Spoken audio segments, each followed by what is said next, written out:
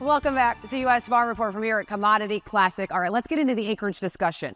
I was talking to Golden Harvest earlier. Western Corn Belt seems like corn sales are up. Eastern Corn Belt, soybean sales are climbing. Doesn't surprise me being in the Western Corn Belt. The amount of anhydrous that has gone on at a record pace this year is unbelievable. It is scary how dry it is, Arlen. Oh, it is. Unfortunately, it looks like March is going to be wetter for much of the Midwest. We're going to start refilling some of that soil profile. April is still a toss-up, but if we could improve the moisture, slow down the field work a little bit, and help set the stage for the growing season, that would certainly be good.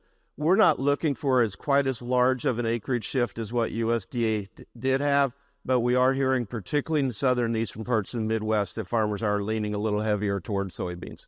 Chip, speaking of dry weather, those devastating wildfires in the Texas Panhandle. I mean, my thoughts, my prayers go out to everyone up there looking at more than 1 million acres that were burned. We don't know how many cattle were lost at this point.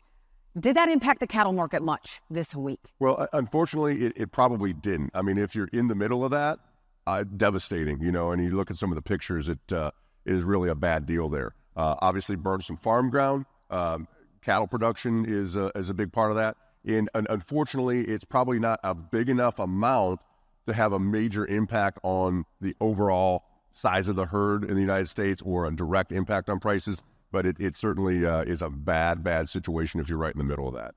Well, another hot topic here at Commodity Classic, EPA, we're talking Friday morning.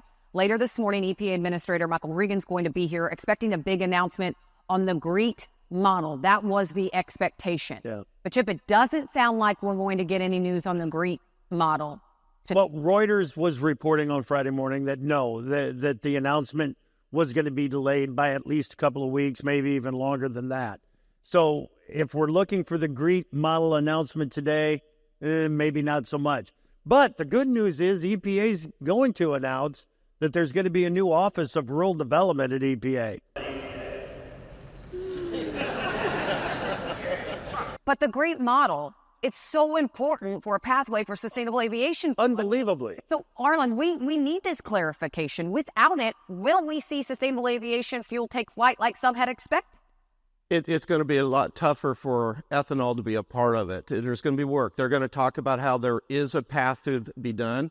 Much of that path will be changes by agriculture. The type of changes, frankly, that European farmers right now are building tractorcades around. Just one thing, if it was going to be positive news when they announce it here.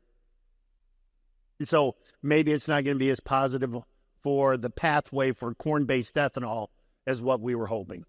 We've talked about a lot of things, some bearish numbers out of Brazil, but Chip, leave us with something bullish. What are you excited about this year for the market? Yeah. Sorry, Chip Nellen. Which Chip? Chip Nellen. I think that there's a lot of things to be in the short run, the next 60, 70 days. So many uncertainties with planted acreage, our spring weather, the size of the South American crops. The funds have a record short position. It's about as bearish a setup as you can get.